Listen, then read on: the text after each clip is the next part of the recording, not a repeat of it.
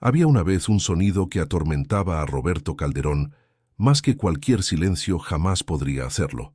El eco de su propia risa, fría y hueca, reverberando por los pasillos de mármol de su mansión en Polanco, como un fantasma que se negaba a descansar. Era el tipo de risa que no nacía de la alegría, sino del pozo más profundo del cinismo, forjada por años de ver cómo la esperanza se desmoronaba hasta convertirse en polvo. Quizás estés escuchando esto desde tu propio rincón silencioso del mundo, tal vez sosteniendo una taza de café de olla que se ha enfriado mientras los recuerdos bailan en los bordes de tu mente.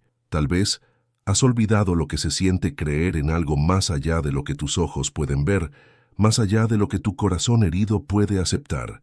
El tiempo no importa ahora, tampoco el lugar. Lo que importa es que la historia de hoy te recordará que los milagros aún caminan entre nosotros, a menudo usando los zapatos más pequeños y hablando con las voces más suaves, a la sombra de los rascacielos de Santa Fe, donde el acero y el cristal perforan los cielos como monumentos modernos a la ambición. El nombre de Roberto Calderón se susurraba en salas de juntas desde Mazarik hasta Paseo de la Reforma. Su portafolio de inversiones se leía como un mapa de la prosperidad mexicana, propiedades inmobiliarias que se extendían por 3 estados, carteras de criptomonedas pesadas con Bitcoin, posiciones bursátiles que harían llorar de envidia a traders experimentados.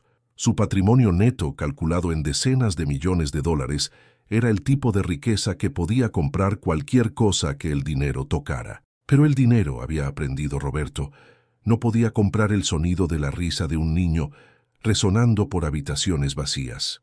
La mansión Calderón se alzaba en las lomas de Chapultepec como una fortaleza de soledad, sus ventanas reflejando las luces de la ciudad, pero sin parecer nunca dejarlas entrar. Adentro, relojes de péndulo marcaban el tiempo con precisión mecánica, sus péndulos balanceándose de un lado a otro, al ritmo de los pasos medidos de Roberto, sobre pisos de mármol que no habían conocido el correteo de piecitos pequeños en más de una década.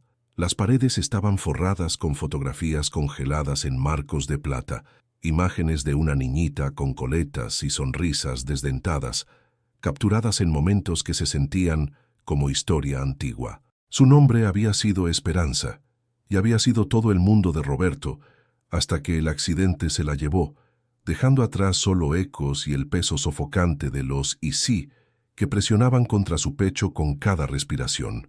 La fortuna que Roberto había construido de la nada, comenzando con una pequeña firma de inversiones en sus 20s que creció hasta convertirse en un imperio financiero, se había vuelto tanto su escudo como su prisión. Cada peso ganado, cada fusión exitosa, cada decisión astuta de inversión había sido impulsada por la necesidad de proveer para Esperanza, de construir un legado digno de su brillante futuro.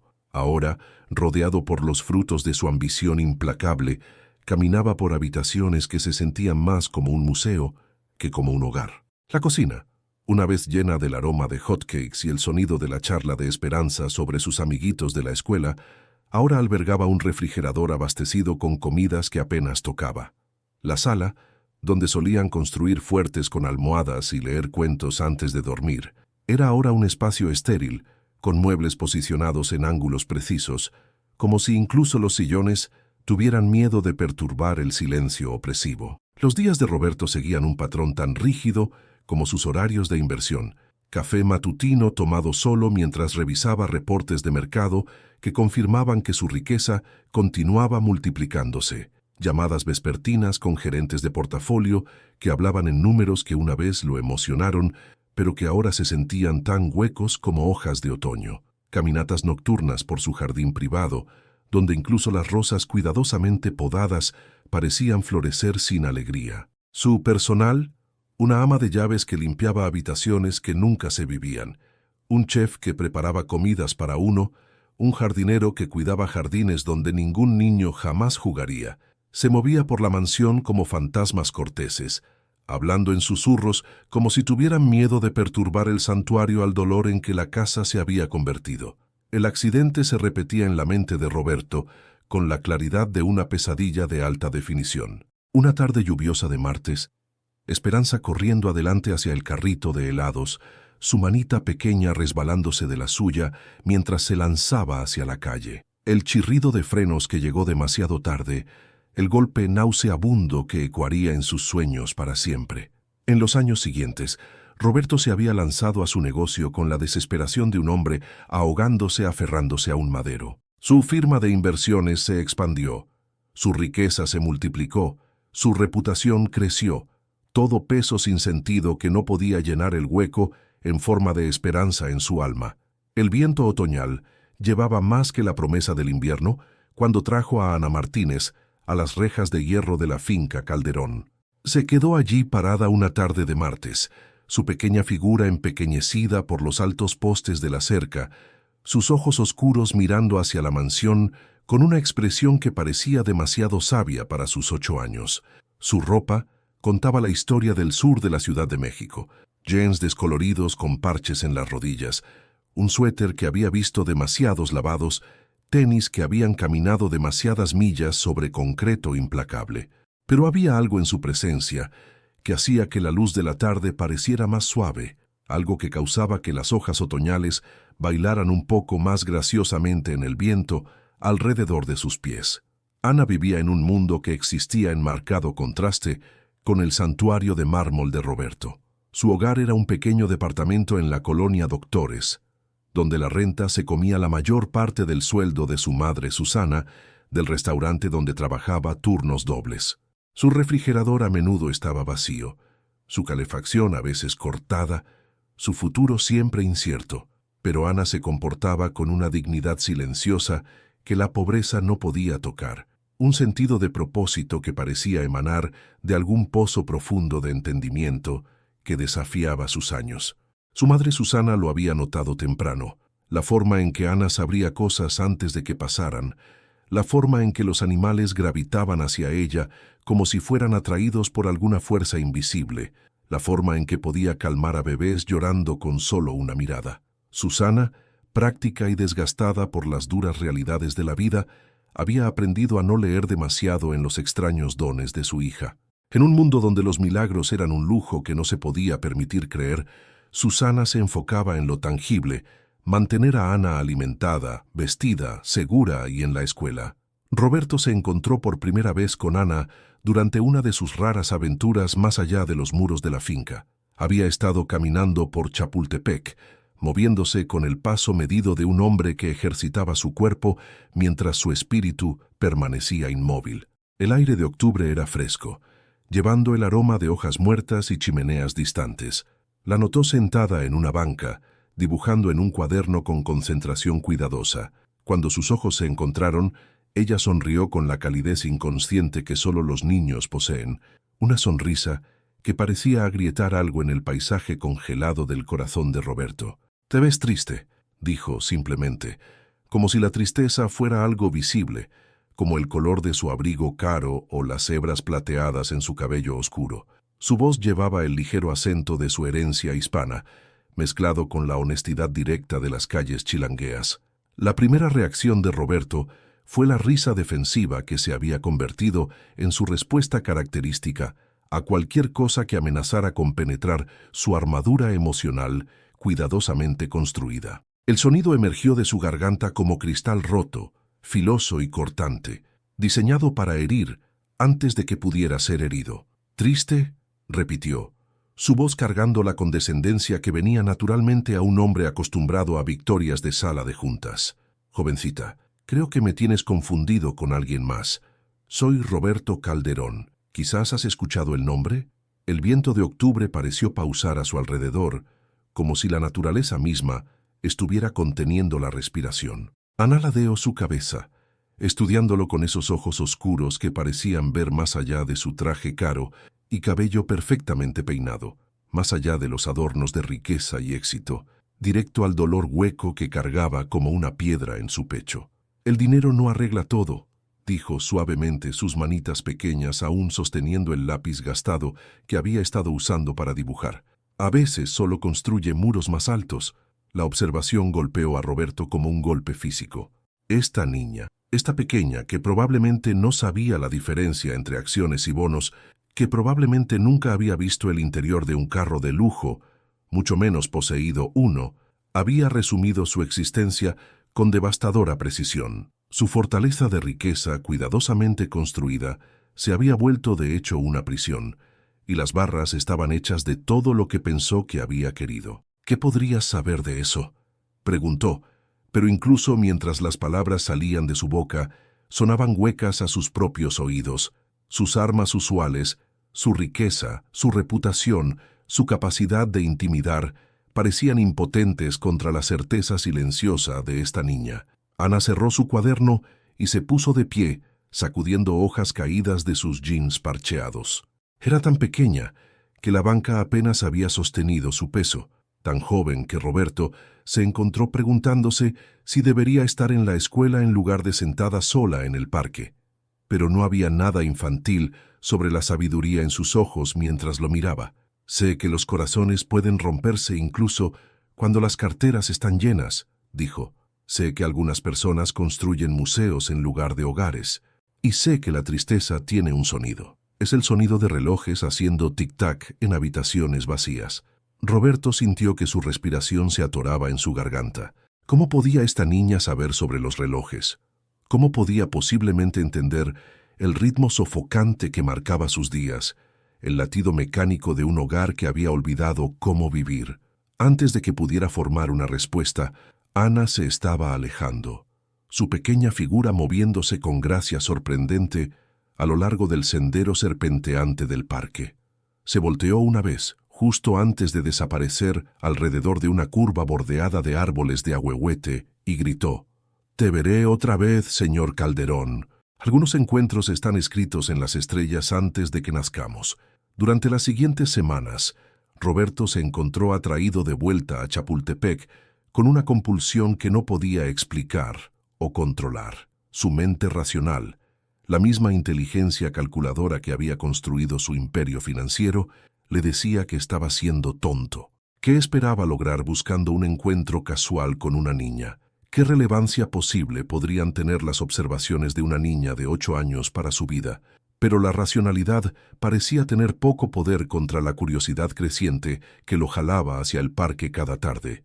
Comenzó a variar su ruta, tomando diferentes senderos por los jardines cuidadosamente diseñados, pasando la entrada del zoológico donde las familias se reunían con sus hijos, pasando el lago donde las parejas rentaban lanchas de pedales, pasando el área de juegos donde la risa de los niños subía y bajaba como música que había olvidado cómo escuchar, y cada día Ana estaba allí. A veces se sentaba en la misma banca donde se habían conocido, a veces se paraba junto al lago alimentando patos con migajas de pan que parecían venir de su propio almuerzo escaso. Nunca parecía sorprendida de verlo. Nunca actuaba como si sus encuentros fueran algo diferente a lo más natural del mundo. Gradualmente, a pesar de sus mejores esfuerzos por mantener su distancia emocional, Roberto se encontró esperando estos encuentros. Ana tenía una forma de hablar que era tanto infantil como antigua, como si poseyera conocimiento que había estado reuniéndose por vidas enteras. Le contaba historias sobre los patos del lago, sobre la forma en que los árboles se susurraban secretos unos a otros a través de sus raíces, sobre los patrones que las nubes hacían cuando trataban de decir mensajes importantes a las personas.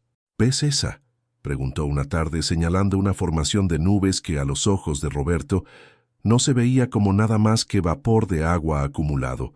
«Parece una niñita bailando. Ha estado esperando que alguien la note». Roberto entrecerró los ojos hacia el cielo, tratando de ver lo que Ana veía, pero las nubes permanecían sin forma y sin sentido para él. «No veo nada», admitió, sorprendido por su propia desilusión. «Está bien», dijo Ana con el tono paciente de alguien mucho mayor. «A veces tenemos que recordar cómo ver antes de poder ver las cosas importantes. Toma práctica, como aprender a tocar música». Sacó su cuaderno y comenzó a esbozar la formación de nubes con trazos cuidadosos. Mientras Roberto observaba, las líneas aparentemente aleatorias comenzaron a tomar forma bajo su lápiz, y de repente pudo verlo, una pequeña figura con brazos extendidos, cabello fluyendo en un viento invisible, capturada en un momento de alegría pura. La primera grieta en el escepticismo de Roberto apareció una tarde lluviosa de jueves, cuando Ana pareció hacer que la tormenta misma se pausara solo levantando su mano hacia las nubes oscuras sobre sus cabezas. Habían sido sorprendidos en Chapultepec cuando el diluvio otoñal comenzó, gotas pesadas que convirtieron los senderos en arroyos y mandaron a otros visitantes del parque corriendo por refugio.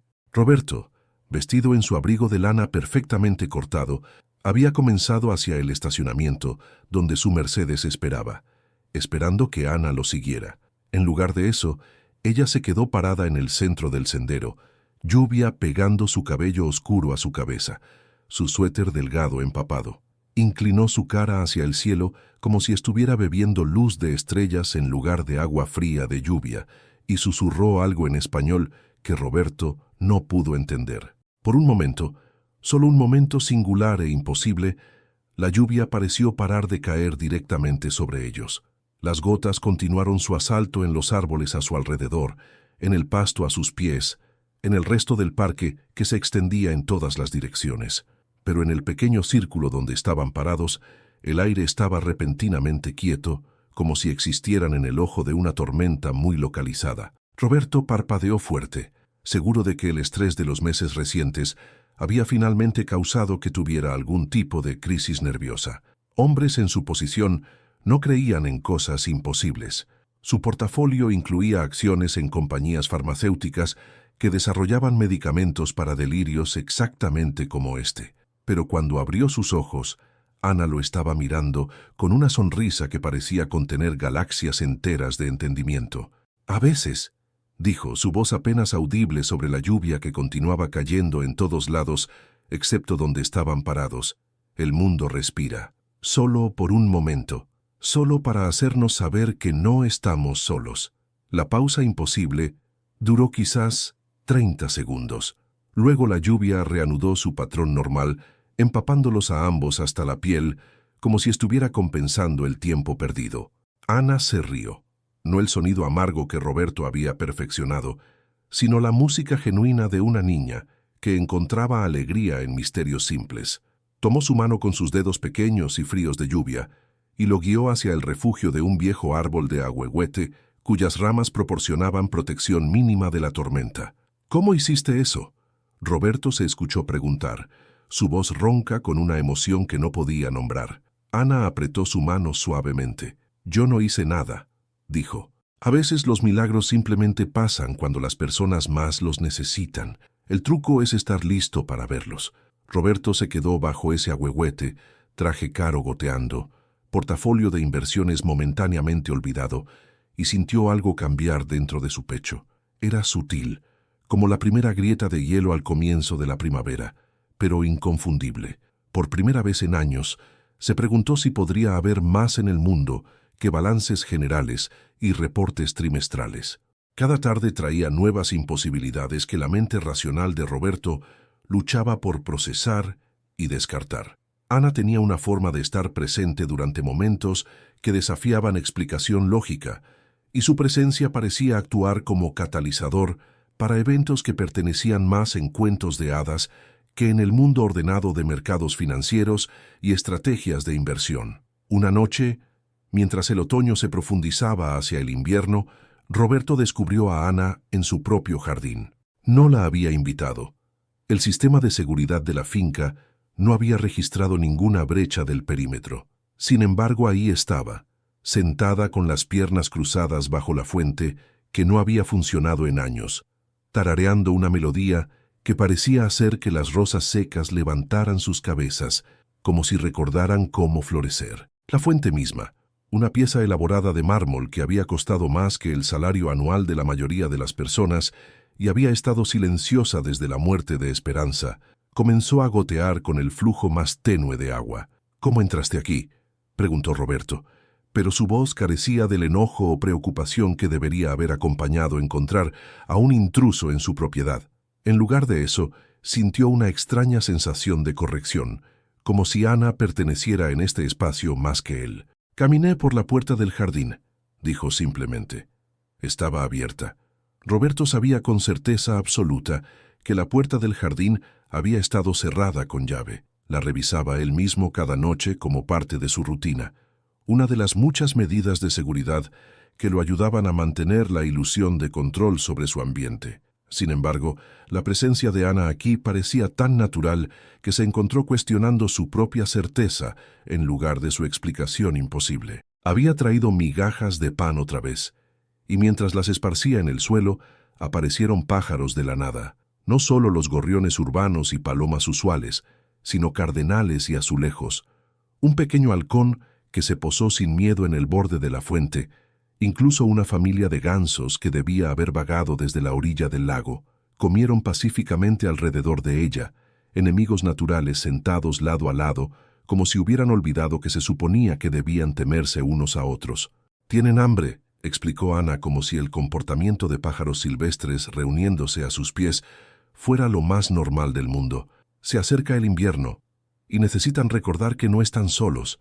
Roberto observó esta escena imposible desarrollarse en su propio patio trasero, donde nada había vivido o prosperado desde la muerte de Esperanza, donde incluso los jardineros profesionales luchaban por mantener las plantas vivas. La vista de tanta vida convergiendo alrededor de esta pequeña niña hizo que su garganta se tensara con una emoción que había pasado años aprendiendo a suprimir. «Los animales usualmente no se comportan así», dijo, su voz apenas por encima de un susurro. Ana lo miró con esos ojos oscuros que parecían contener profundidades que no podía sondear. «Lo hacen cuando se sienten seguros», dijo. «Todo quiere sentirse seguro, incluso los asustados, incluso los que han olvidado cómo». Las palabras golpearon a Roberto como un diagnóstico de su propia condición. ¿Cuándo fue la última vez que se había sentido seguro? ¿Cuándo había dejado de sentirse como una persona y empezado a sentirse como un problema a ser manejado, una fortuna que proteger, una reputación que mantener? El vínculo creciente entre Roberto y Ana creó ondas que se extendieron mucho más allá de los confines de Chapultepec. Susana Martínez, la madre de Ana, había comenzado a notar cambios en la rutina y el comportamiento de su hija que tanto la preocupaba como la desconcertaba. Ana regresaba de sus vagabundeos vespertinos con historias sobre un hombre triste que estaba aprendiendo a ver nubes otra vez, sobre conversaciones que parecían transformar a ambos participantes de maneras que Susana no podía entender completamente. La vida de Susana estaba construida sobre fundamentos prácticos que dejaban poco espacio para interpretaciones místicas. Su mundo consistía en turnos matutinos en el restaurante donde servía café y huevos a trabajadores de construcción y oficinistas, horas vespertinas cuando limpiaba casas en Polanco para familias ricas que le pagaban justamente, pero apenas notaban su existencia, y noches pasadas ayudando a Ana con la tarea en su mesita de cocina bajo iluminación fluorescente que hacía que todo se viera duro e implacable. Había aprendido temprano que la supervivencia requería enfoque en realidades tangibles, dinero de renta, cuentas de supermercado, útiles escolares de Ana, el balance acumulativo de sus propios sueños diferidos. Sin embargo, no podía ignorar los cambios en Ana. Su hija regresaba de sus aventuras diarias más calmada, más centrada, comportándose con un sentido de propósito que parecía demasiado maduro para sus años. Ana hablaba de su nuevo amigo, con una ternura que sugería que algo profundo se estaba desarrollando, y Susana se encontró dividida entre protectividad maternal y curiosidad sobre este hombre misterioso que parecía estar teniendo un efecto tan positivo en su hija. Una noche, cuando el viento temprano de invierno de la Ciudad de México estaba sacudiendo las ventanas de su departamento, Ana preguntó si podía invitar al señor Calderón a cenar. La petición fue hecha con la directitud inocente que los niños poseen, como si invitar millonarios a comer en mesas de juego en departamentos estrechos fuera un intercambio social perfectamente razonable. «Mija», dijo Susana suavemente, usando el término cariñoso que siempre hacía que Ana se sintiera envuelta en calidez. «La gente rica no viene a lugares como este. Tienen su propio mundo, sus propios amigos. Es mejor que entiendas eso ahora». Pero la expresión de Ana permaneció serena, sin ser tocada por las realidades sociales que gobernaban el entendimiento de Susana sobre las barreras de clase. «Realmente no es rico», dijo con la certeza silenciosa que se había vuelto su marca distintiva. «Solo tiene mucho dinero. Hay una diferencia». Susana sintió que su corazón se contraía con amor protector por la inocencia de su hija incluso mientras reconocía la sabiduría incrustada en la distinción de Ana. ¿Cómo había aprendido esta pequeña niña a ver más allá de superficies que engañaban a la mayoría de los adultos? ¿De dónde venían sus percepciones? ¿Y por qué siempre parecían revelar verdades que Susana misma no había captado completamente? La invitación llegó en forma de una tarjeta dibujada a mano que Ana deslizó por la ranura del correo de la mansión de Roberto un viernes por la noche, cuando las olas del Xochimilco se estrellaban contra la orilla con violencia inusual. El dibujo mostraba figuras de palitos sentadas alrededor de una mesa, con etiquetas cuidadosas identificando «Señor Calderón», «Ana» y «Mamá». El mensaje, escrito en la cursiva cuidadosa de Ana, era simple: «¿Te gustaría cenar con nosotras el domingo? No tenemos mucho, pero tenemos suficiente para compartir. Con cariño, Ana». Roberto sostuvo la tarjeta por mucho tiempo, sentado en su estudio rodeado de reportes financieros que de repente parecían sin sentido comparados con este pequeño gesto. La invitación representaba todo lo que su riqueza había fallado en proporcionar: conexión humana genuina, bondad sin complicaciones, el simple placer de compartir una comida con personas que no querían nada de él excepto su compañía. Sin embargo, aceptar significaría cruzar fronteras que su posición social había establecido, aventurarse en un mundo donde su dinero no podía comprar comodidad o controlar resultados.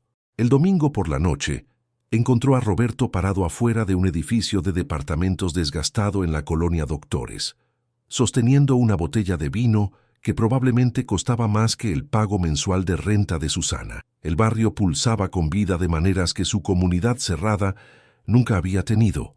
Niños jugando en patios a pesar del frío, música flotando de ventanas abiertas, los aromas mezclados de docenas de diferentes cenas siendo preparadas con cuidado y esperanza. El vestíbulo del edificio olía a productos de limpieza y humanidad, de vidas siendo vividas en cuartos cercanos sin el buffer de riqueza y espacio. Susana abrió la puerta usando su mejor vestido, una prenda negra simple que había poseído desde antes de que Ana naciera, pero había mantenido con cuidado meticuloso. Su apretón de manos fue firme, su sonrisa genuina pero cautelosa, sus ojos cargando la cautela de alguien que había aprendido que las personas generalmente querían algo a cambio de su atención. El departamento era diminuto por los estándares de Roberto, pero inmaculado, cada superficie limpia y organizada, cada toque decorativo elegido con cuidado a pesar de restricciones presupuestarias obvias. Fotografías familiares cubrían una pared, fotos de Ana a varias edades, eventos escolares, cumpleaños celebrados con pasteles caseros y regalos hechos a mano. La pequeña mesa del comedor estaba puesta con platos y vasos desiguales, servilletas de tela que habían sido cuidadosamente planchadas, velas que llenaban el espacio con luz cálida. La cena misma fue simple: pollo rostizado, arroz con frijoles, verduras que Susana había seleccionado cuidadosamente del pasillo de descuento del supermercado.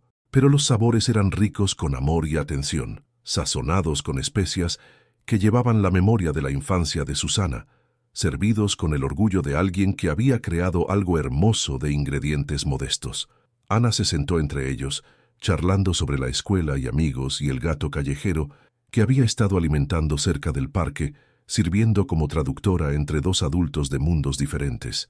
Mientras el invierno se asentó sobre la Ciudad de México, con su intensidad característica, la amistad improbable entre Roberto y Ana se profundizó en algo que trascendía sus diferencias obvias en edad, trasfondo y recursos. Sus encuentros habían evolucionado de encuentros casuales a citas deliberadas, y Roberto se encontró estructurando sus días alrededor de las horas que podía pasar en presencia de Ana. La niña tenía una forma de crear espacio sagrado donde quiera que fuera, transformando ubicaciones mundanas en lugares donde la comunicación genuina podía ocurrir. Se encontraron en el Museo de Bellas Artes, donde Ana le mostró a Roberto cómo ver pinturas con ojos frescos, señalando detalles que revelaban historias dentro de historias. Caminaron por el centro histórico, donde Ana de alguna manera convenció a los pájaros urbanos, usualmente distantes, de comer de sus manos, mientras Roberto observaba con asombro. Se sentaron en cafeterías donde Ana ordenaba chocolate caliente con malvaviscos extra, Y Roberto se encontró ordenando lo mismo, abandonando su café negro usual por el simple placer de compartir dulzura con alguien que la apreciaba completamente. Durante estos encuentros, Roberto comenzó a compartir piezas de su historia que nunca había verbalizado. Le contó a Ana sobre Esperanza, sobre la hija que había llenado su mundo con risa y propósito, sobre el accidente que había destrozado su universo, sobre los años de culpa y dolor que habían seguido. Ana escuchó con la atención completa que los niños dan a historias que importan, haciendo preguntas que cortaban directo al corazón de su dolor sin causar heridas adicionales.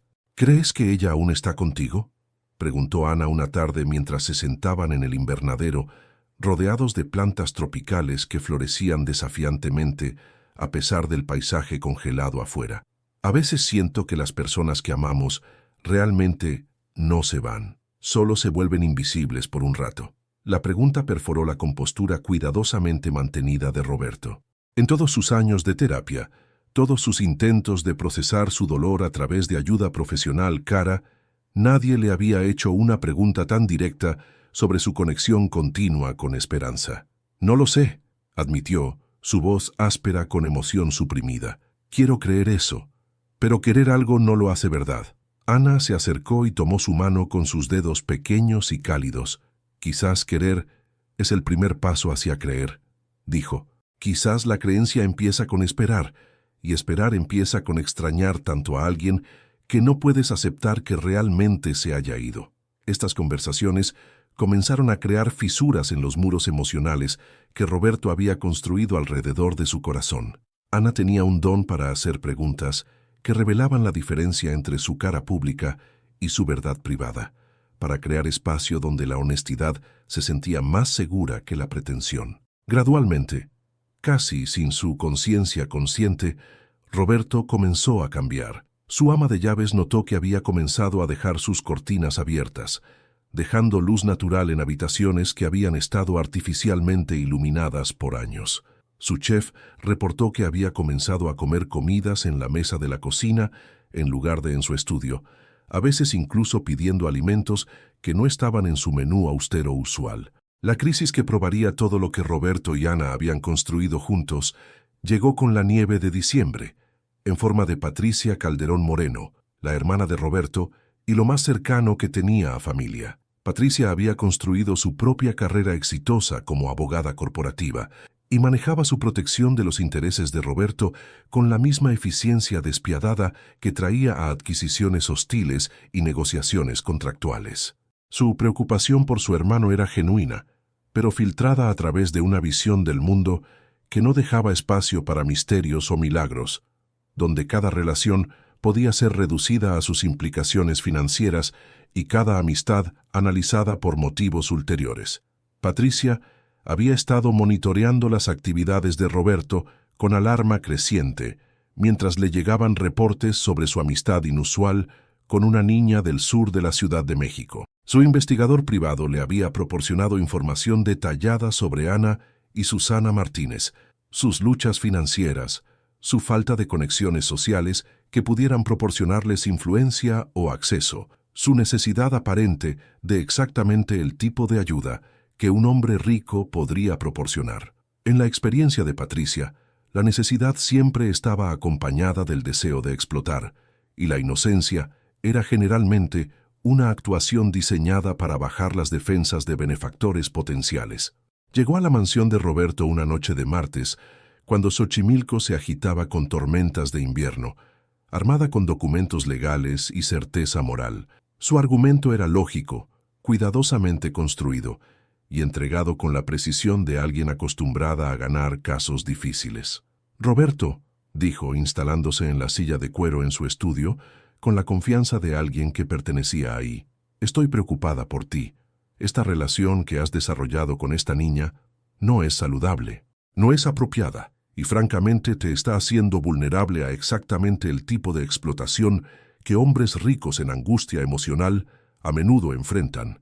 Había hecho su tarea. La madre de Ana trabajaba múltiples trabajos, pero aún luchaba por pagar la renta a tiempo. Los registros escolares de Ana mostraban promesa académica, pero también indicaban a una niña que se beneficiaría de tutoría privada y oportunidades educativas que su familia no podía costear. La familia no tenía seguro de salud adecuado para cubrir cualquier emergencia médica seria. En el análisis de Patricia, estos eran todos puntos de presión que podrían ser usados para manipular a un hombre doliente hacia decisiones financieras y emocionales pobres. Esta gente te ve como una solución a sus problemas, continuó Patricia, su voz gentil pero implacable. La niña ha sido entrenada, consciente o inconscientemente, para presentarse como exactamente lo que necesitas, una figura de hija sustituta que puede ayudarte a procesar tu dolor. Es manipulación del libro de texto, Roberto, y no puedo quedarme parada y verte ser aprovechado cuando claramente no estás pensando con claridad. Las palabras golpearon a Roberto como golpes físicos. Patricia estaba articulando cada duda que había suprimido, dando voz a cada sospecha que su mente racional había generado y descartado. ¿Cómo podía explicar el conocimiento imposible de Ana, su habilidad misteriosa para aparecer en momentos cuando más la necesitaba, su forma de hablar que parecía venir de fuentes más profundas que su experiencia de vida limitada? La confrontación que temporalmente destrozaría el mundo frágil que Roberto y Ana habían creado ocurrió una tarde nevada en Chapultepec, cuando Patricia arregló estar presente durante uno de sus encuentros regulares. Había insistido en presenciar de primera mano lo que llamaba esta relación inapropiada, llegando en su Mercedes sedán con un reportero de corte y una psicóloga infantil que había contratado para evaluar el estado mental de Ana y las dinámicas de su interacción con Roberto. Ana estaba alimentando los patos en el lago cuando se acercaron, su pequeña figura envuelta en el abrigo cálido que Roberto le había comprado después de notar que había estado temblando durante sus encuentros previos. Miró hacia arriba mientras el grupo se acercaba, sus ojos oscuros tomando el abrigo de lana caro de Patricia, el porte oficial del reportero de corte, la mirada clínica de la psicóloga. Si se sintió intimidada por esta exhibición de autoridad adulta, no mostró señal de ello. «Hola, señor Calderón», dijo con su sonrisa cálida usual. «Traje pan extra hoy. Los patos se están preparando para el clima realmente frío y necesitan comer más». Patricia se adelantó con la presencia comandante que usaba en salas de juntas y cortes. «Ana, soy Patricia, la hermana del señor Calderón. He querido conocerte». Su tono era amigable pero formal, cargando una subcorriente de evaluación que Ana pareció sentir inmediatamente. «Me preguntaba si podríamos hablar sobre tu amistad con mi hermano. Estoy preocupada sobre si esta relación es saludable para cualquiera de ustedes». La psicóloga infantil comenzó a hacer preguntas a Ana, diseñadas para sondear su entendimiento de fronteras apropiadas, su situación familiar, sus motivaciones para buscar la compañía de Roberto. Ana respondió con honestidad paciente, explicando que disfrutaba sus charlas, que Roberto parecía triste y ella quería ayudarlo a sentirse mejor, que su madre le había enseñado a ser bondadosa con personas que estaban sufriendo. Pero la naturaleza clínica del interrogatorio comenzó a quitar la magia que había rodeado su amistad. Bajo la luz dura del escrutinio profesional, las percepciones de Ana comenzaron a sonar como manipulación precoz. Su empatía se volvió inteligencia emocional calculada, su conocimiento misterioso se transformó en el tipo de declaraciones dirigidas que niños problemáticos a veces usaban para ganar atención adulta. Roberto observó este desmontaje sistemático de todo lo que había llegado a valorar, sintiendo rabia impotente construirse en su pecho. Sin embargo, parte de él, la parte entrenada en análisis financiero y evaluación de riesgo, reconocía la validez de las preocupaciones de Patricia. ¿Cómo podía probar que el impacto de Ana en su vida era genuino en lugar de cuidadosamente orquestado? ¿Cómo podía demostrar que su sabiduría venía de perspicacia auténtica en lugar de coaching sofisticado? Cuando la psicóloga pidió a Ana que explicara cómo sabía cosas sobre la casa de Roberto que no debería haber sabido, cómo parecía aparecer en lugares donde no debería haber podido ganar acceso, las respuestas de la niña sonaron delgadas y no convincentes incluso a los oídos de Roberto. «Solo sé cosas a veces», dijo Ana, su voz más pequeña que lo usual mientras enfrentaba esta pared de escepticismo adulto. «Los sentimientos de las personas son como colores alrededor de ellos. Los sentimientos del señor Calderón eran colores oscuros cuando lo conocí, pero ahora se están volviendo más brillantes. Quise ayudar porque ayudar a las personas hace el mundo más hermoso. Patricia intercambió miradas con la psicóloga, y Roberto vio sus peores temores reflejados en sus expresiones. Vieron a una niña problemática, creando fantasías para lidiar con el estrés financiero de su familia, potencialmente siendo entrenada por una madre desesperada para explotar el dolor de un hombre rico vulnerable. La magia que Roberto había experimentado estaba siendo explicada sistemáticamente como patología psicológica y desesperación económica. La separación que siguió la intervención de Patricia se sintió como una segunda muerte en la vida de Roberto. Se redactaron documentos legales restringiendo su contacto con Ana y su familia. Se presentaron órdenes de restricción para prevenir lo que Patricia llamaba manipulación emocional adicional, y se incrementó la vigilancia alrededor de la finca para asegurar cumplimiento con estas nuevas fronteras. Ana desapareció de Chapultepec, del invernadero, de todos los lugares donde su amistad había florecido. Roberto se encontró una vez más caminando por espacios vacíos, pero ahora el silencio cargaba peso adicional. No solo la ausencia de la risa de esperanza, sino la pérdida de la presencia gentil de Ana, que había comenzado a sanar heridas que pensó eran permanentes. La mansión regresó a su estado previo de orden perfecto y sin vida. La fuente en el jardín cayó silenciosa una vez más. Los pájaros cesaron de visitar, las plantas parecieron perder su vibrantez. Los días de Roberto reanudaron su patrón viejo de rutina mecánica, puntuada por reportes financieros y llamadas de inversión que se sentían crecientemente sin sentido. Sin embargo, algo había cambiado irrevocablemente. La grieta en su armadura emocional que Ana había creado no podía ser sellada completamente. Se encontró recordando sus observaciones, escuchando su voz durante momentos silenciosos, viendo glimpses del mundo a través de sus ojos incluso en su ausencia. El escepticismo que Patricia había inculcado luchaba constantemente con su experiencia vivida del impacto de Ana en su vida. ¿Había sido engañado? ¿Su dolor lo había hecho vulnerable a manipulación? ¿O había encontrado algo genuino que su mente racional simplemente era incapaz de procesar? El invierno se profundizó en su fase más brutal y el aislamiento de Roberto se volvió más profundo que nunca. Las medidas protectoras que Patricia había implementado previenen exitosamente cualquier contacto directo con Ana o su familia, pero no podían silenciar las preguntas que atormentaban sus pensamientos. ¿Qué había querido decir Ana cuando habló sobre los sentimientos de las personas teniendo colores? ¿Cómo había sabido sobre los relojes parados en su casa? ¿Por qué su presencia había parecido crear espacio donde la paz era posible? 3 semanas después de su separación forzada, Roberto recibió noticias de que Ana había sido hospitalizada con pulmonía, una consecuencia del duro invierno de la Ciudad de México y la incapacidad de su familia de costear calefacción adecuada en su departamento. La información llegó a través de investigadores privados que Patricia había contratado para monitorear la situación, presentada como evidencia de que la desesperación financiera de la familia Martínez los hacía inherentemente no confiables y potencialmente peligrosos para el bienestar emocional de Roberto. Sin embargo, en lugar de validar las preocupaciones de Patricia, las noticias de la enfermedad de Ana crearon una crisis de conciencia que Roberto no podía ignorar.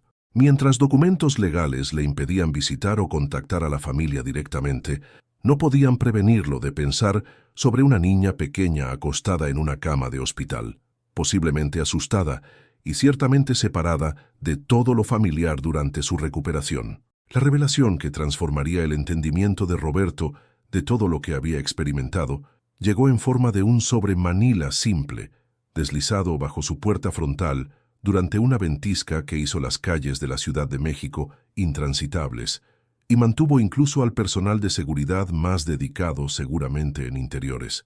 Dentro del sobre había una carta escrita en la cursiva cuidadosa de Ana, acompañada por un dibujo que hizo que las manos de Roberto temblaran mientras lo estudiaba. La carta fue breve pero profunda en sus implicaciones.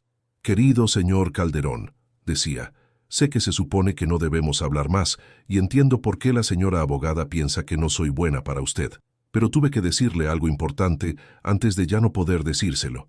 Sueño con una niñita que se parece a usted. Tiene sus ojos y su sonrisa, pero más feliz. Ella dice que le diga que nunca se fue. Solo aprendió a hablar diferente. A veces el amor encuentra nuevas formas de visitar a personas que lo necesitan. Creo que tal vez yo fui su forma de mostrarle que el amor no termina cuando las personas mueren, solo cambia de forma. El dibujo es algo que vi en mis sueños. Creo que lo recordará. Gracias por ser mi amigo y por dejarme ser la suya. Espero que su corazón recuerde cómo escuchar música otra vez. Con cariño, Ana. El dibujo mostraba a una niña pequeña con coletas parada junto a una fuente donde el agua fluía libremente, rodeada de rosas que florecían en jardines imposibles, donde el tiempo se movía en espirales en lugar de líneas rectas. Pero fueron los detalles los que hicieron que la respiración de Roberto se atorara en su garganta. El patrón específico del vestido de la niñita, el ángulo exacto de su cabeza mientras miraba hacia algo más allá de la vista del espectador, la forma en que su cabello capturaba luz que parecía venir de múltiples fuentes.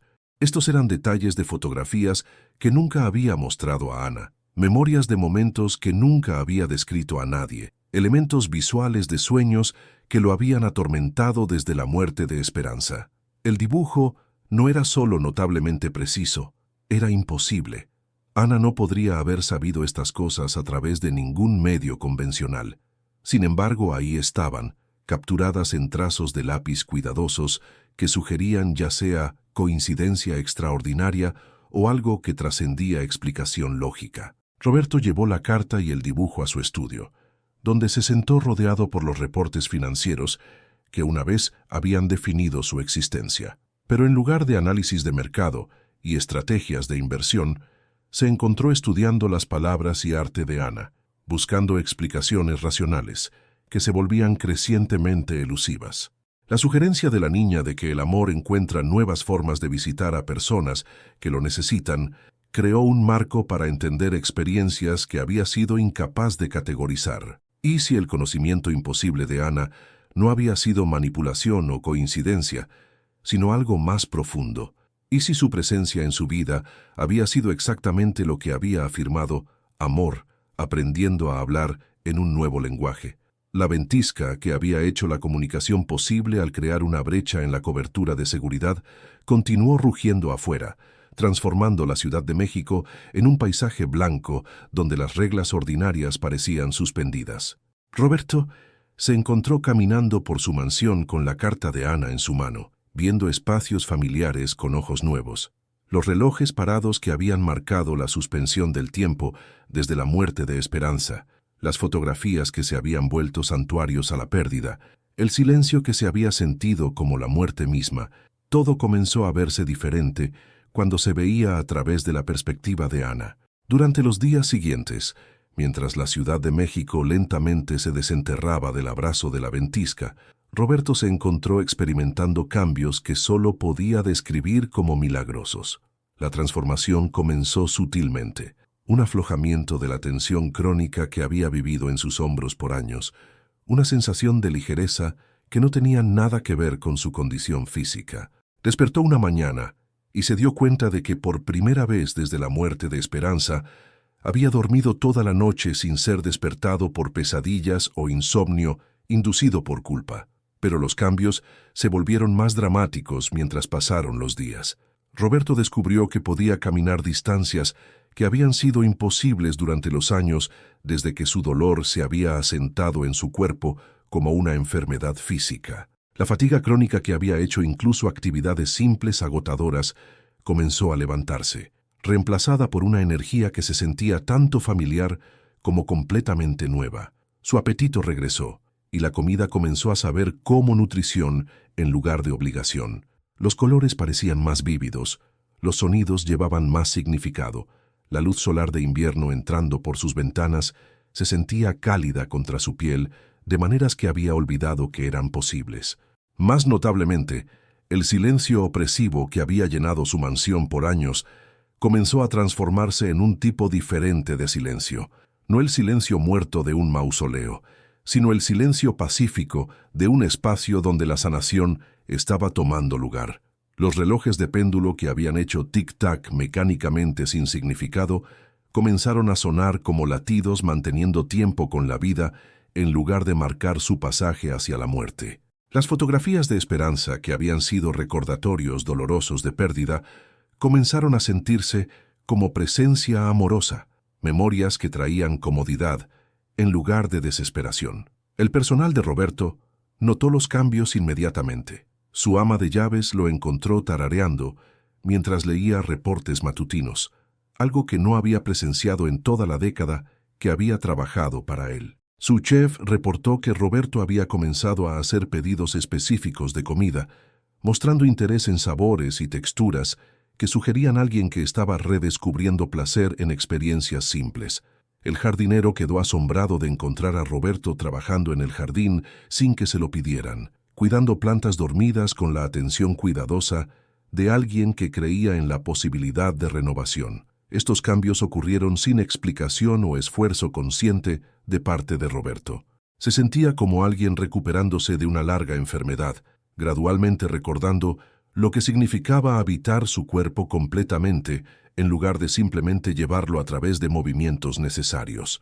Los reportes financieros que una vez habían comandado su atención completa comenzaron a sentirse menos urgentes, menos definitorios de su valor y propósito. Su portafolio de inversiones continuó funcionando bien. Su acumen de negocios no había desaparecido, pero el dinero de alguna manera había regresado a su rol apropiado como herramienta en lugar de maestro.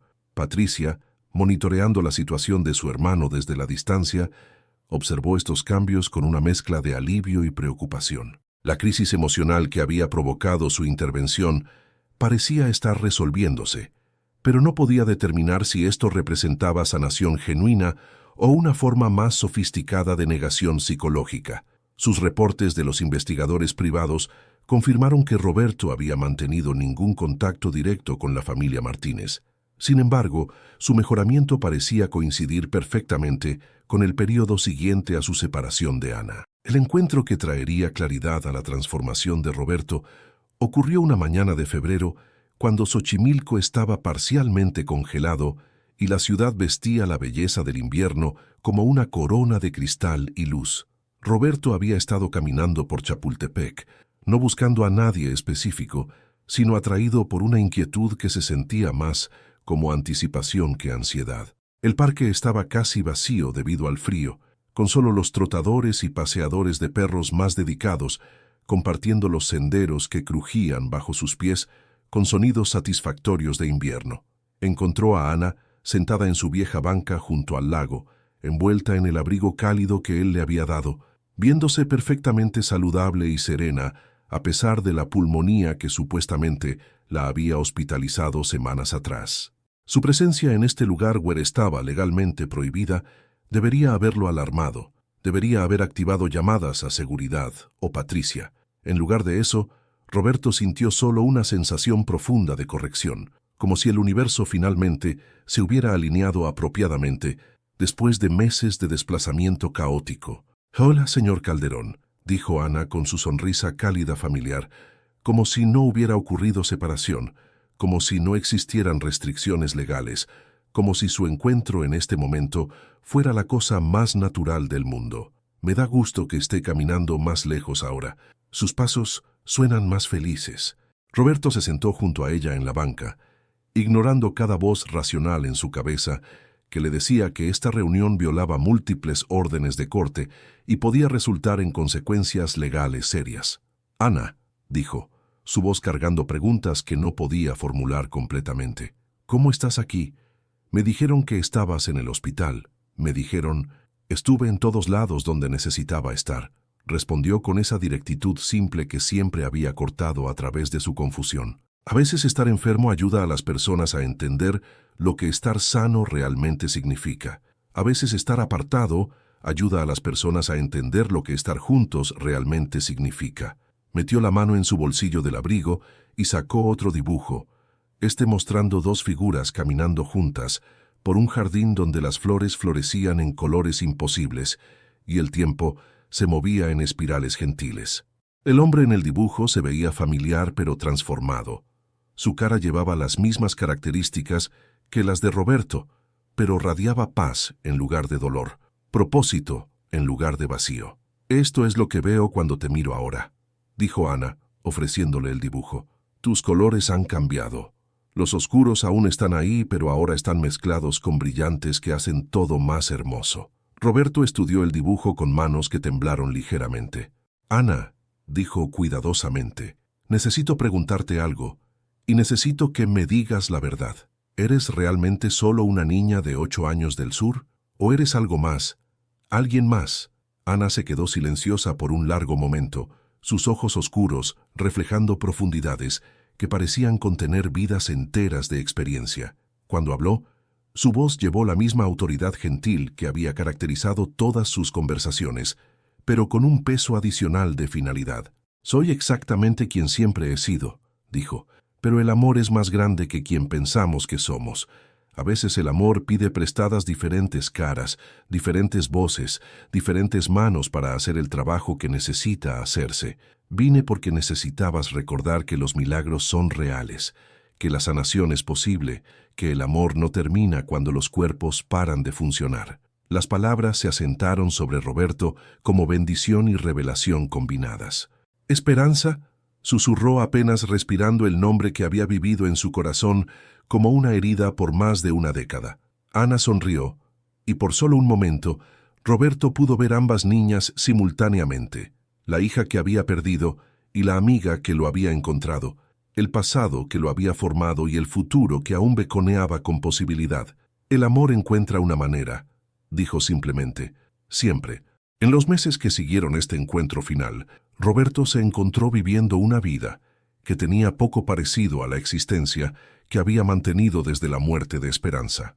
La mansión que había sido un mausoleo se volvió un hogar en el sentido más verdadero, no porque estuviera llena de personas, sino porque estaba llena de propósito. Roberto estableció una fundación dedicada a proporcionar oportunidades educativas y apoyo emocional para niños de familias en lucha, particularmente aquellos que, como Ana, poseían dones que trascendían entendimiento convencional. Los programas de la fundación incluían becas para niños dotados cuyas familias no podían costear escolaridad privada, servicios de consejería para familias lidiando con trauma y pérdida, y jardines comunitarios donde los niños podían aprender a nutrir cosas en crecimiento. Roberto se lanzó a este trabajo con una energía que asombró a todos los que lo habían conocido durante sus años de aislamiento golpeado por el dolor. Visitó escuelas en barrios que nunca había visto. Se sentó en pisos, jugando con niños cuyos nombres aprendió y recordó. Escuchó historias de dificultad y esperanza que le recordaron diariamente de la resistencia que vivía en corazones pequeños. Los niños no sabían sobre su riqueza inicialmente. Sabían solo que este hombre alto y gentil parecía genuinamente interesado en sus pensamientos y sueños, que hacía preguntas que mostraban que realmente estaba escuchando, que tenía una forma de hacerlos sentir escuchados y valorados. Patricia, inicialmente escéptica de la nueva dirección de Roberto, gradualmente llegó a ver que su hermano había encontrado su camino de regreso a la vida auténtica. El trabajo de la fundación era concreto y medible.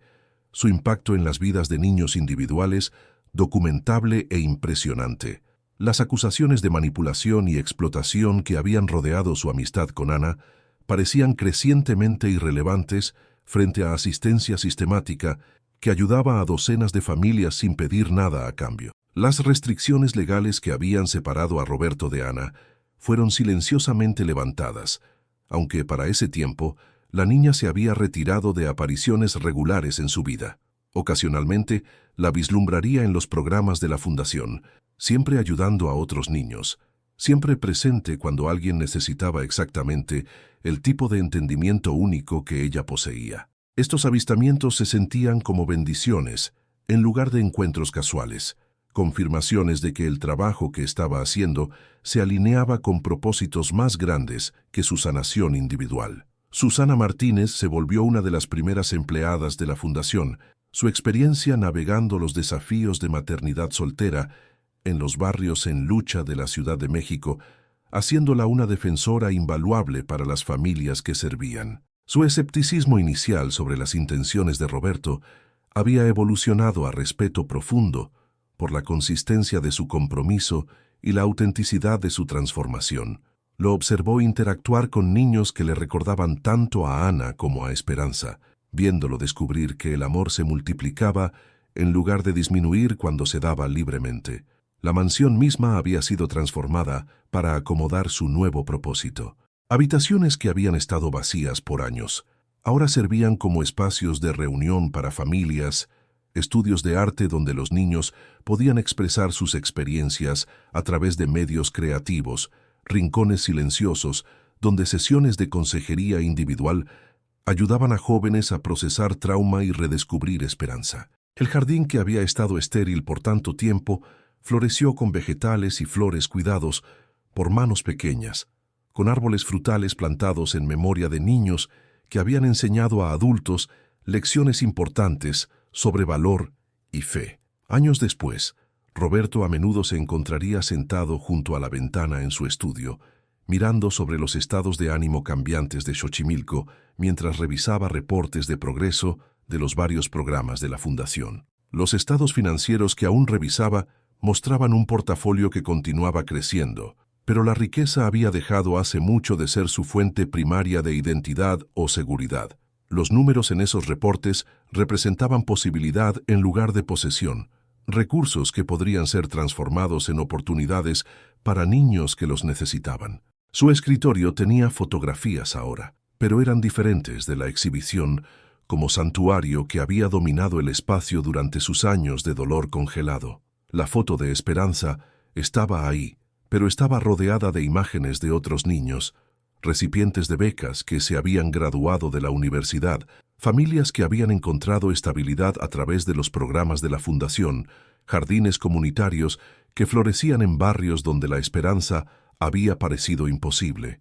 Las fotografías contaban historias no de pérdida, sino de la capacidad infinita del amor para regeneración y renovación. En noches silenciosas, cuando el horizonte de la Ciudad de México brillaba con promesa y el lago reflejaba las luces de la ciudad como estrellas esparcidas, Roberto a veces sentía presencias que no eran visibles a la vista ordinaria. Había aprendido a reconocer las señales sutiles de que el amor continuaba influyendo el mundo, no a través de milagros dramáticos, sino a través de las pequeñas sincronicidades que traían exactamente a las personas correctas juntas en precisamente los momentos cuando podían ayudarse unos a otros más efectivamente.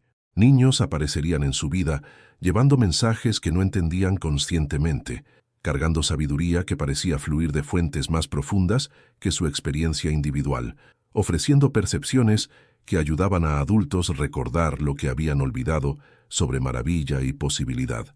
Ana había sido la primera de estos mensajeros, pero no la última. Roberto había aprendido a reconocer las señales, el niño que parecía saber más de lo que sus circunstancias deberían haberle enseñado, la voz joven que hablaba con autoridad más allá de sus años, la pequeña presencia que llevaba paz a espacios donde el conflicto había parecido intratable. Ya no cuestionaba la fuente de tales dones, ya no demandaba explicaciones lógicas para misterios que trascendían entendimiento convencional. Había aprendido a recibir milagros con gratitud en lugar de escepticismo, a confiar en que el amor, de hecho, encontraba maneras de visitar a personas que más lo necesitaban. La Fundación creció más allá de la visión inicial de Roberto, estableciendo programas en otras ciudades, desarrollando nuevos enfoques para apoyar familias en crisis, creando modelos que otras organizaciones podían adaptar a sus propias comunidades. Roberto se encontró viajando más frecuentemente, hablando en conferencias sobre la intersección de filantropía privada y servicio público, consultando con otras fundaciones sobre enfoques sustentables para abordar trauma infantil y desigualdad educativa. Sin embargo, a pesar de su influencia en expansión y reconocimiento creciente en círculos filantrópicos, los momentos más valiosos de Roberto permanecían simples y personales.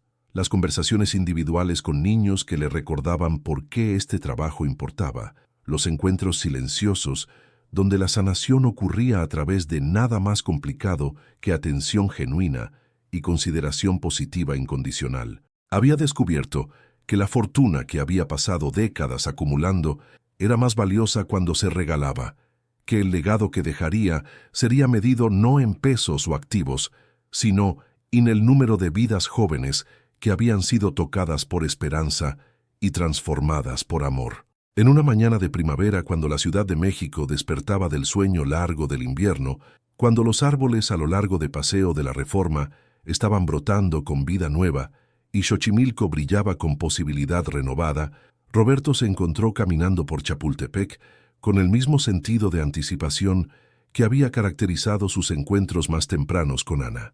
No tenía razón para esperar un encuentro. Ninguna cita había sido programada, ningún mensaje había sido recibido. Sin embargo, algo en la calidad de la luz matutina, algo en la forma en que el viento llevaba aromas de cosas creciendo, sugería que este día traería su propia forma de revelación. Encontró a Ana sentada en su vieja banca junto al lago, pero no estaba sola. Junto a ella se sentaba una mujer mayor con cabello plateado y ojos gentiles, alguien que Roberto no reconocía pero que parecía familiar de maneras que no podía explicar. Ana era mayor ahora, quizás 12, comportándose con la compostura de alguien que siempre había sido maduro más allá de su edad cronológica. Miró hacia arriba mientras Roberto se acercaba, y su sonrisa llevaba la misma calidez que lo había atraído primero, más allá de sus barreras defensivas años atrás. «Señor Calderón», dijo, levantándose para saludarlo con la cortesía que siempre había caracterizado sus interacciones, «me gustaría que conociera a mi abuela, Elena. Ha querido hablar con usted». La mujer mayor extendió su mano con una gracia que hablaba de vidas enteras ofreciendo comodidad a otros. «Roberto», dijo, y su voz llevaba ecos de la autoridad gentil de Ana. «He escuchado tanto sobre ti. Ana me dice que has aprendido a ver colores otra vez». Se sentaron juntos en la banca donde la transformación de Roberto había comenzado. 3 generaciones conectadas por misterios que trascendían relaciones familiares ordinarias. Elena habló de observar el trabajo de su nieta desde la distancia, de ver cómo la sanación de un hombre se había extendido hacia afuera para tocar cientos de otras vidas, de entender que algunos niños nacen con asignaciones que se extienden mucho más allá de sus circunstancias individuales. «Ana siempre ha sido especial», explicó Elena, su acento llevando trazos de lugares y tiempos que enriquecían sus palabras con significado adicional. «Pero su don no está solo en ver lo que otros pierden, está en ayudar a las personas a recordar lo que ya sabían, pero habían olvidado. No estabas roto, Roberto. Solo estabas durmiendo, esperando que alguien te recordara cómo despertar». Ana metió la mano en su bolsillo y retiró un dibujo final, más complejo que cualquiera que hubiera creado antes. Mostraba un jardín donde niños de todas las edades jugaban juntos bajo árboles que florecían en cada estación simultáneamente, donde el tiempo se movía en círculos gentiles en lugar de líneas rectas duras, donde adultos y niños aprendían unos de otros sin barreras de edad o circunstancia. En el centro del jardín se sentaba una fuente que nunca paraba de fluir, y junto a ella estaban figuras que Roberto reconoció como él mismo: Ana, Esperanza, y otros individuos incontables cuyas vidas habían sido tocadas por la presencia persistente del amor. «Esto es lo que veo cuando pienso en todos los niños que serán ayudados por tu fundación», dijo Ana, ofreciéndole el dibujo. «Esto es lo que pasa cuando las personas recuerdan que el amor no termina, solo encuentra nuevas formas de crecer».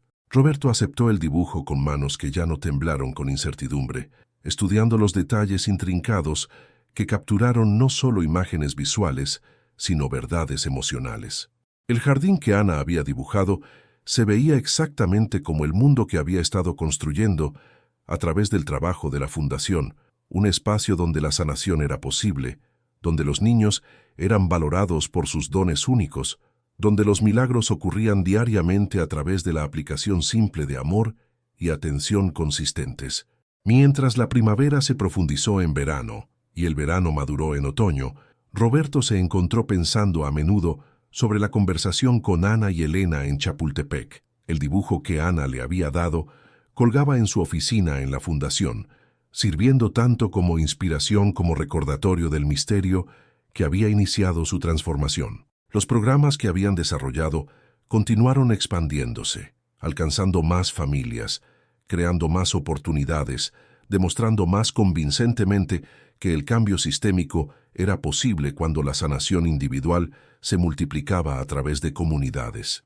Los niños que participaron en los programas de la Fundación a menudo mostraban las mismas cualidades que primero habían atraído a Roberto hacia Ana: sensibilidad que bordeaba perspicacia sobrenatural, sabiduría que parecía fluir de fuentes más allá de su experiencia limitada, capacidad para empatía que transformaba a todos a su alrededor. Roberto había aprendido a reconocer estos dones sin tratar de explicarlos, a crear espacio donde tales niños podían desarrollar sus habilidades sin ser etiquetados como diferentes o extraños.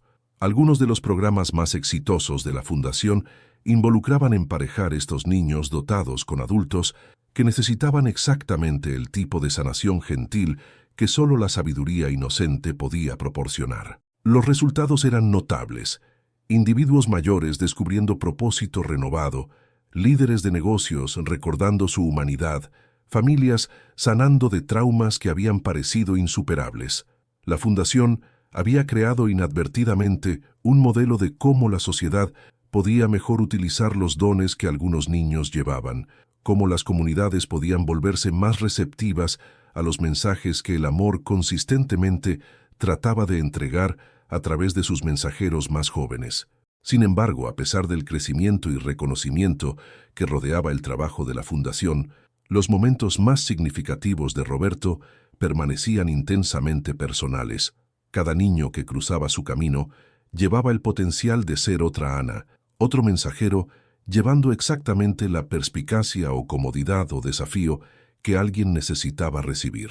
Había aprendido a acercarse a estos encuentros con apertura en lugar de escepticismo, con gratitud en lugar de análisis, con confianza en la bondad fundamental que vivía en el corazón de la existencia, a pesar de toda evidencia en contrario.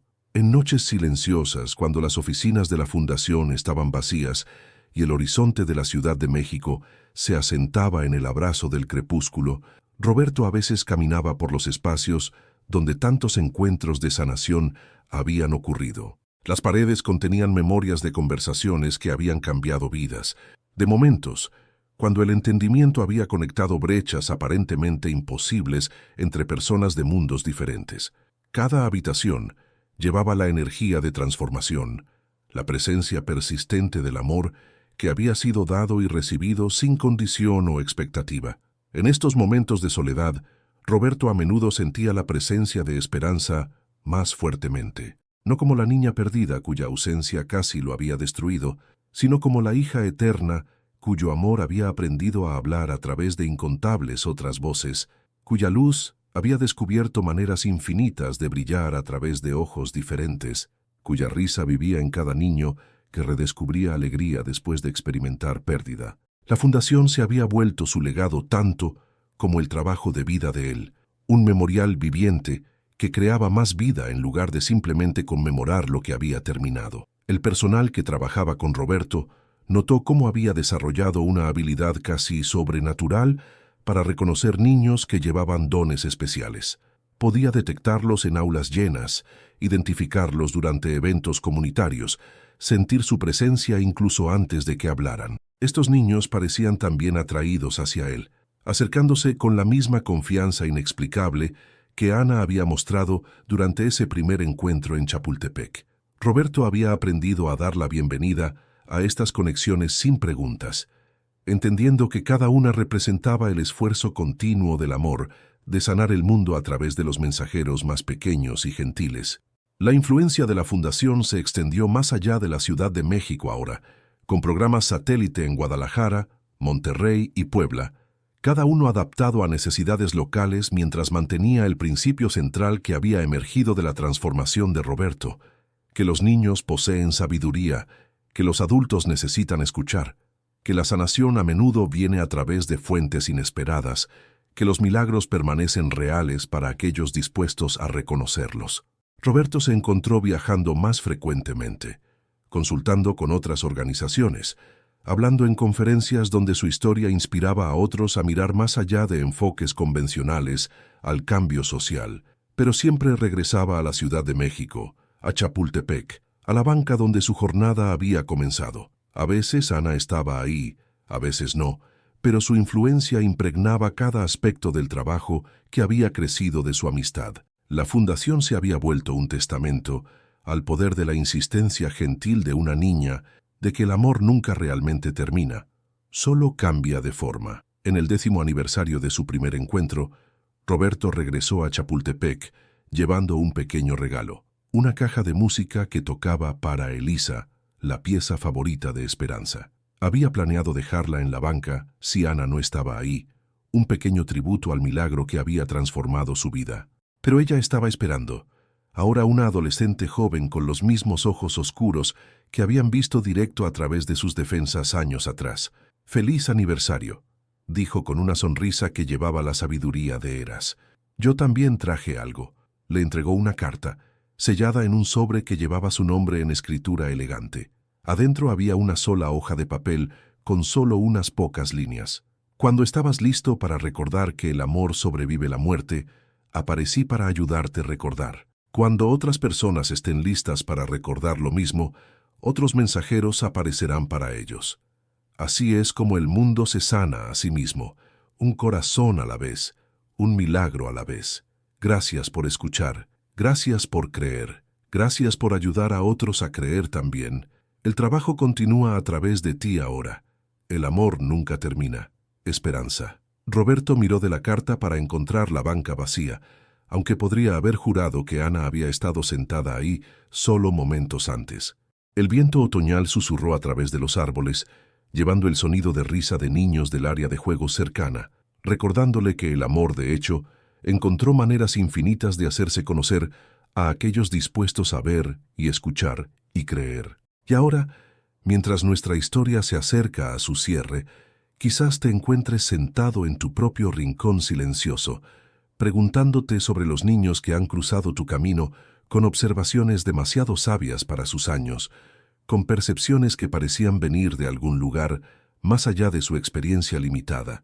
Quizás has descartado estos momentos como coincidencia, estas voces pequeñas como meramente precoces. Pero ¿y si no lo fueran? ¿Y si cada niño que te ha mirado con ojos demasiado sabios, que ha hablado palabras que parecían destinadas específicamente para tu corazón, que ha aparecido en tu vida en precisamente el momento cuando necesitabas su marca particular de sabiduría gentil?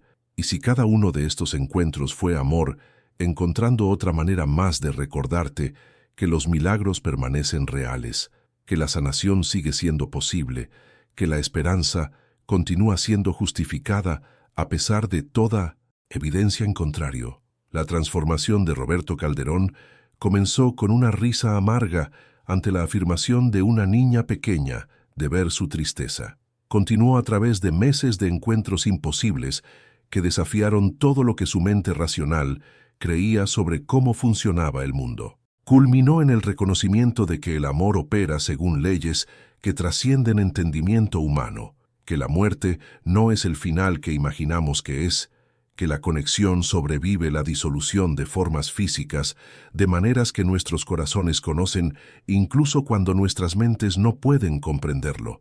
La fundación que creció de este reconocimiento ahora toca miles de vidas anualmente. Niños que podrían haber sido pasados por alto por servicios sociales tradicionales encuentran sus dones reconocidos y nutridos. Familias luchando con pobreza y trauma descubren recursos y apoyo que los ayudan a sanar y prosperar. Adultos que habían olvidado cómo ver maravilla redescubren su capacidad para asombro a través de interacciones con gente joven que lleva luz en sus ojos y verdad en sus voces.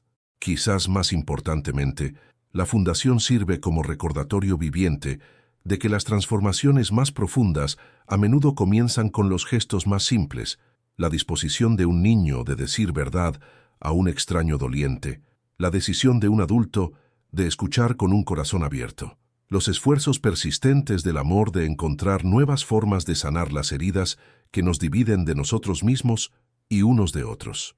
La última vez que Roberto vio a Ana, tenía 16 años, como voluntaria en uno de los programas de verano de la Fundación. Estaba enseñando arte a niños de los barrios más desafiados de la ciudad, ayudándolos a encontrar maneras de expresar experiencias demasiado complejas para palabras.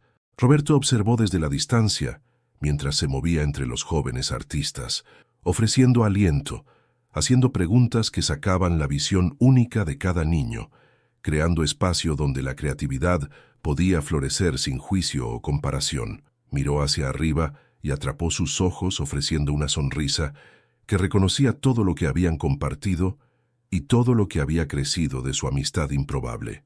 Más tarde, mientras la sesión terminaba y las familias llegaban a recoger a sus niños, Ana se acercó a Roberto con una pintura que uno de sus estudiantes había creado. Mostraba un jardín donde las flores crecían en colores imposibles, donde niños y adultos caminaban juntos a lo largo de senderos serpenteantes, donde fuentes fluían con agua que parecía luz líquida. María pintó esto, dijo Ana, indicando una niña tímida que se aferraba a la mano de su abuela cerca de la puerta. Me dijo que era una foto del cielo, pero cielo para personas que aún están vivas. Pensé que querrías verla. Roberto estudió la pintura, reconociendo temas que habían aparecido en la propia obra de Ana años atrás: el jardín circular, la fuente que nunca dejaba de fluir, la sensación del tiempo moviéndose en espirales gentiles en lugar de líneas rectas duras.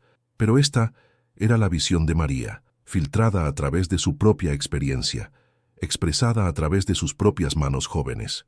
¿Cuántos otros hay?, preguntó Roberto silenciosamente, entendiendo sin necesidad de clarificación que estaban hablando de niños que llevaban dones similares, mensajes similares. Más de los que podrías pensar, respondió Ana. Menos de los que el mundo necesita, pero suficientes.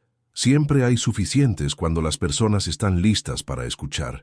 Mientras las familias se fueron y la luz de la tarde comenzó a inclinarse a través de ventanas altas, Ana reunió sus cosas con los movimientos eficientes de alguien que había aprendido a valorar el tiempo sin aferrarse a momentos que habían completado su propósito.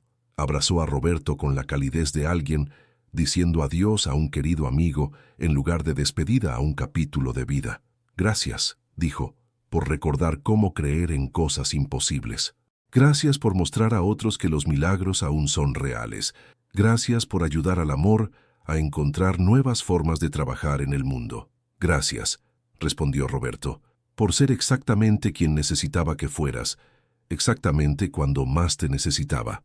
Ana sonrió una última vez y caminó hacia la puerta, donde su abuela Elena esperaba con la expresión paciente de alguien que había presenciado muchas separaciones así. Mientras se fueron juntas, Roberto escuchó la voz de Ana flotar de regreso a través del aire de verano. El amor encuentra una manera, siempre. Parado solo en el salón de arte de la fundación, rodeado de pinturas de niños que capturaron visiones de belleza demasiado perfectas para este mundo, pero de alguna manera disponibles para cualquiera dispuesto a ver con ojos inocentes, Roberto sintió una sensación profunda de completitud. No el tipo de completitud que termina, sino el tipo que viene cuando una fase importante del trabajo transiciona a la siguiente. La fundación continuaría, crecería, tocaría más vidas, crearía más oportunidades para sanación y transformación. Otros niños como Ana emergerían cuando fueran necesarios, llevando mensajes que corazones específicos estaban listos para recibir. El trabajo de ayudar al amor a encontrar nuevas formas de expresarse en un mundo herido continuaría, un encuentro a la vez, un corazón abierto a la vez, un milagro a la vez.